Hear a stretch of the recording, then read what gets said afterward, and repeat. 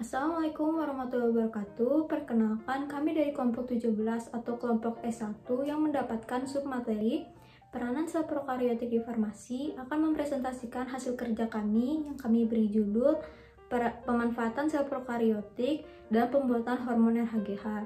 Sebelum dimulai, izinkan kami untuk memperkenalkan diri yang dimulai dari saya. Saya Taeda Mara Rinaldi dengan NIM 162211110.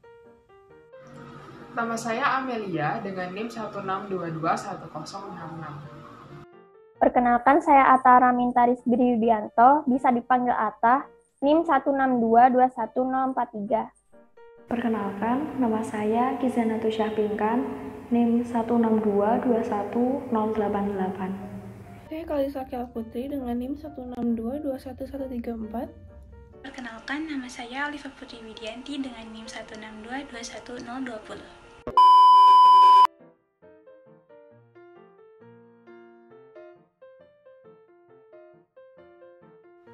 Sebelum membahas lebih jauh mengenai peran prokariotik dalam bidang farmasi, terlebih dahulu akan dibahas mengenai pengertian prokariotik. Prokariotik berasal dari bahasa Yunani, pro yang artinya sebelum, dan karyot yang artinya inti. Prokariotik adalah sel yang materi genetiknya belum diselubungi oleh membran inti. Karakteristik khusus dari prokariotik yang membedakannya dari eukariotik, yang pertama adalah ukurannya. Prokariotik memiliki ukuran yang relatif lebih kecil dibandingkan dengan eukariotik. Yang kedua, prokariotik memiliki ribosom berukuran 70S. Yang ketiga, respirasi pada prokariotik itu dilakukan pada membran sitoplasma, serta pada membran sitoplasma tidak terdapat sterol. Yang keempat, organel-organel pada prokariotik tidak dibungkus oleh membran seperti pada eukariotik. Yang kelima, prokariotik memiliki materi genetik yang berbentuk sirkuler. Nah, karakteristik khusus dari prokariotik ini yang dimanfaatkan dalam pembuatan produk farmasi adalah terdapat pada materi genetiknya, yaitu plasmid. Plasmid ini adalah materi genetik ekstra kromosomal DNA yang dapat dimodifikasi atau dapat disisipi oleh gen asing atau gen lain, sehingga dapat menghasilkan produk-produk farmasi yang dapat bermanfaat bagi kehidupan manusia. Salah satu peran sel prokariotik dalam bidang farmasi adalah sebagai sumber protein terapeutik. Apa itu protein terapeutik? Protein terapeutik adalah protein yang direkayasa di laboratorium untuk keperluan farmasi karena memiliki aktivitas sebagai obat. Protein terapeutik adalah obat yang bekerja dengan cepat, memiliki efikasi yang tinggi, dan terbukti berhasil dalam pengobatan berbagai indikasi. Protein terapeutik dapat digunakan untuk menggantikan protein yang abnormal atau kekurangan protein pada penyakit tertentu. Salah satu produk dari protein terapeutik adalah vaksin. Beberapa keuntungan dari penggunaan protein terapeutik dibandingkan dengan obat-obatan lainnya. Yang pertama, potensi mengganggu proses biologis normal dan menyebabkan efek samping yang relatif lebih rendah. Dapat ditoleransi oleh tubuh dan kecil kemungkinan menimbulkan respon imun yang tidak diinginkan. Yang terakhir, memiliki fungsi spesifik dan kompleks yang tidak dapat digantikan oleh obat molekul kecil lainnya. Protein terapeutik dapat dibuat dengan memanfaatkan teknologi DNA rekombinant. DNA rekombinant atau rDNA adalah suatu bentuk DNA buatan. DNA rekombinant dibuat dengan cara menggabungkan atau merekombinasi dua atau lebih untai DNA yang dalam keadaan normalnya tidak saling berpasangan. Teknologi DNA rekombinant memanfaatkan enzim untuk memotong dan menempelkan urutan DNA yang diinginkan. Urutan DNA rekombinasi dapat ditempatkan ke dalam vektor yang akan mengangkut DNA ke dalam sel inang yang sesuai, sehingga DNA dapat disalin atau diekspresikan. Berikut ini tahapan-tahapan dalam pembuatan DNA rekombinant. Yang pertama yaitu mengisolasi fragmen tunggal DNA. Yang kedua, fragmen DNA akan diekstraksi dari organisme target dan dipotong menjadi fragmen kecil dengan ukuran yang cocok untuk cloning menggunakan bantuan enzim restriksi. Yang ketiga, memotong vektor, contohnya plasmid, dengan enzim restriksi yang sama yang digunakan untuk memotong DNA donor. Yang keempat, penggabungan fragmen DNA dengan vektor menggunakan enzim ligase. Yang kelima, penyisipan gen ke dalam inang. DNA yang dimasukkan akan berintegrasi dengan DNA inang sehingga terbentuk DNA rekombinan. Yang keenam, memasukkan DNA rekombinan ke dalam sel target. Saya akan menjelaskan tentang enzim pada DNA rekombinan. Yang pertama adalah enzim restriksi atau dapat juga disebut sebagai endonuklease restriksi. Enzim restriksi memotong DNA tidak secara sembarang tetapi pada bagian tertentu. Bagian DNA yang dipotong oleh enzim restriksi dinamakan sekuens pengenal. Sekuens pengenal merupakan urutan nukleotida atau urutan basa yang dikenal sebagai tempat atau bagian yang akan dipotong. Salah satu contoh enzim restriksi adalah enzim E. coli. Enzim E. coli memotong DNA pada bagian yang urutan basanya GAATTC karena sekuensi pengenal dari E. coli adalah GAATTC. Yang kedua adalah enzim ligase. Enzim DNA ligase merupakan enzim yang digunakan untuk menggabungkan atau menyambungkan ujung sambungan atau splice dari vektor dan DNA donor dan membentukkan suatu vektor rekombinan. Sejarahnya, pada tahun 1972, David Jackson, Robert Simon, dan Paul Berg berhasil membuat molekul DNA rekombinan dengan memasangkan ujung sticky ends dari satu fragmen dengan ujung sticky ends fragmen lainnya, dan menggabungkan dua ujung fragmen tersebut dengan menggunakan enzim ligase. Saya akan melanjutkan dengan menjelaskan tentang hormon RHGH. HGH atau Human Growth Hormone merupakan hormon pertumbuhan yang secara alami dihasilkan oleh tubuh manusia saat berada dalam usia pertumbuhan dan akan berkurang seiring bertambahnya usia. Hormon pertumbuhan untuk manusia disingkat menjadi RHGH karena adanya faktor DNA rekombinan. Berikut beberapa fungsi dan tujuan dari hormon HGH: pertumbuhan dan perkembangan, mengatur metabolisme karbohidrat dan lemak, memelihara fungsi jantung dan otak, menjaga kesehatan otot dan tulang, serta keseimbangan cairan tubuh, menjaga kelenturan pembuluh darah agar aliran darah lancar, dan memperkuat daya tahan tubuh. Hormon pertumbuhan dihasilkan secara alami oleh kelenjar pituitari atau hipofisis di otak. Hormon ini lebih banyak diproduksi pada malam hari dibandingkan siang.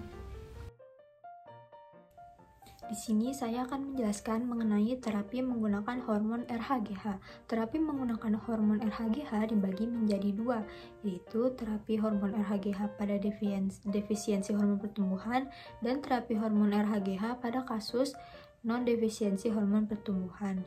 Nah, sejatinya hormon HGH merupakan hormon pertumbuhan yang diproduksi langsung oleh tubuh terutama dalam fase pubertas. Hormon HGH ini merupakan hormon yang penting untuk regenerasi sel-sel dan pertumbuhan. Namun, pada suatu kasus anak-anak kecil, anak remaja maupun orang dewasa memiliki kondisi kekurangan hormon HGH ini. Anak dengan defisiensi hormon HGH diperkirakan akan pendek, tumbuh lambat, dan memiliki tinggi badan dewasa yang sangat pendek. Maka dari itu dibuatlah terapi hormon RHGH atau rekombinan HGH dengan tujuan mengoptimalkan tinggi badan selama masa pertumbuhan dan pencapaian tinggi badan dewasa yang normal. Terapi hormon pertumbuhan harus dimulai secepat mungkin setelah diagnosis ditetapkan. Hal ini dikarenakan untuk mengoptimalkan pertumbuhan pada jangka panjang. Growth Hormone Research Society Consensus Guidelines tahun 2000 yang sempat merekomendasikan 6 penggunaan hormon pertumbuhan pada anak dan remaja di Indonesia mengatakan apabila pasien yang telah terbukti mengalami defisiensi hormon pertumbuhan, pasien tersebut harus diterapi secepat mungkin menggunakan rekombinan Human Growth Hormone atau hormon RHGH ini dengan ketentuan yang sudah dikonsultasikan dengan dokter dan tentunya juga dalam pengawasan dokter. Terapi ini dilakukan oleh pemain bola terkenal yaitu Lionel Messi. Lionel Messi menggunakan terapi hormon RHGH ini disebabkan sejak kecil dirinya memang memiliki kelainan yaitu kekurangan hormon pertumbuhan. Selanjutnya, saya akan menjelaskan mengenai terapi hormon RHGH pada kasus non-GHD, non-growth hormone deficiency, atau kasus yang tidak disebabkan oleh defisiensi hormon pertumbuhan. Terapi hormon RHGH ini tidak hanya digunakan untuk kelainan yang disebabkan oleh kekurangan hormon pertumbuhan, tetapi juga pada kelainan kromosom lahir yang dapat memengaruhi pertumbuhan seorang anak. Tujuannya adalah untuk membantu pertumbuhan anak agar terlihat lebih seperti pada manusia normal umumnya. Jenis-jenis penyakitnya adalah sebagai berikut. Yang pertama adalah sindrom Turner, kelainan genetik yang disebabkan oleh tidak adanya atau abnormalitas struktur dari salah satu kromosom X yang bisa mengakibatkan kelainan genetik, pertumbuhan yaitu dalam bentuk tumbuh pendek, perkembangan endokrin, kardiovaskular, psikososial, dan reproduksi. Yang kedua adalah Prader-Willi syndrome, sebuah kelainan yang disebabkan dengan hilangnya gen pada lengan panjang kromosom ke-15. Gen ini mengkode protein yang penting untuk perkembangan otak. Melalui terapi hormon RHGH, terapi ini sangat membantu dalam pertambahan tinggi badan dan memperbaiki komposisi tubuh, yaitu lean body mass-nya meningkat dan fat body mass-nya menurun. Yang ketiga ada luka bakar. RHGH juga meningkatkan sintesis protein, karena itu digunakan pada luka bakar dengan luas lebih besar dari 40%. Pada 3 penelitian secara random di Children's Hospital for Children di Texas, pada penggunaan dosis rendah RHGH pada 178 anak yang mengalami luka bakar, menunjukkan bahwa RHGH secara langsung berguna untuk meningkatkan komposisi tubuh, yaitu tinggi badan, kadar mineral tulang, massa lemak tubuh, dan berat badan. Selanjutnya, saya akan menjelaskan mengenai dampak penggunaan hormon RHGH. Penggunaan hormon RHGH ini tentunya memberikan beberapa dampak yang dimulai dari efek samping yang didapatkan, yaitu ada 4 efek samping. Yang pertama, nyeri pada lokasi injeksi.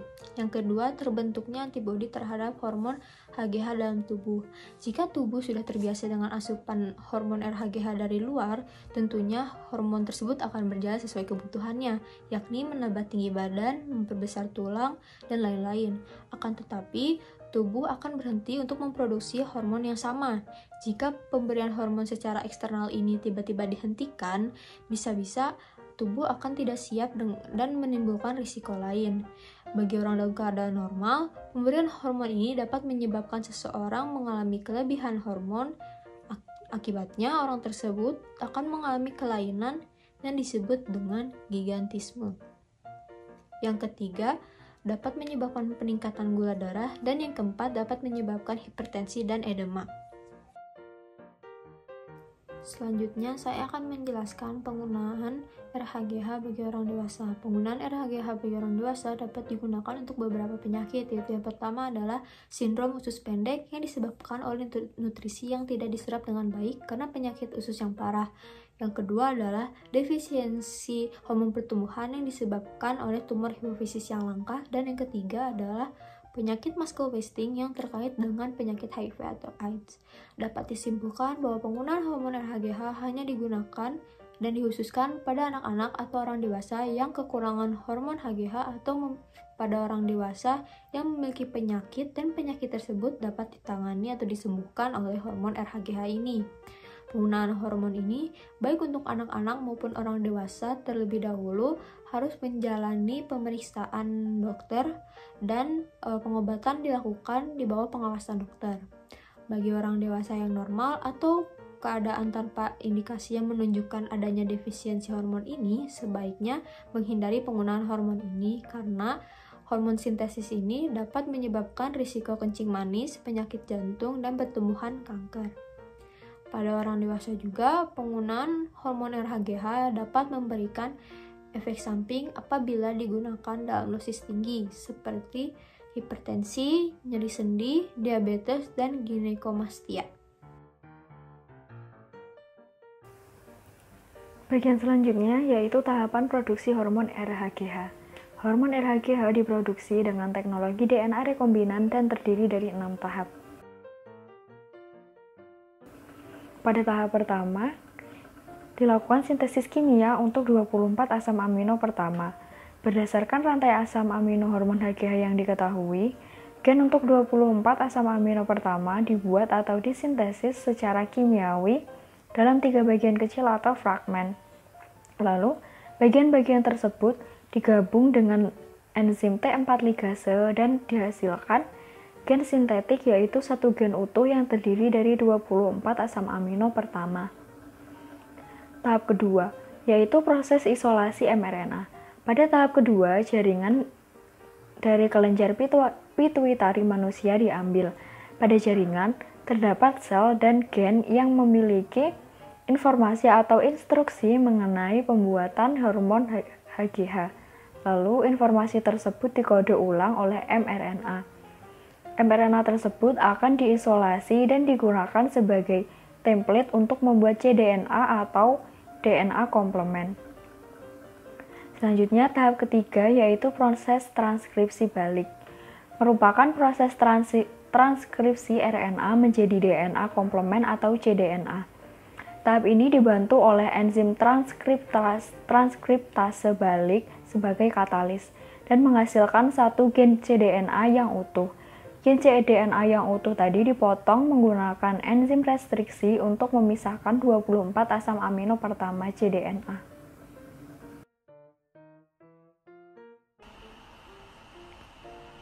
Selanjutnya adalah tahap keempat, yaitu tahap penggabungan gen sintetik, yaitu gen dengan 24 asam amino pertama hasil pemotongan dengan DNA komplement, yang selanjutnya akan disebut dengan cDNA.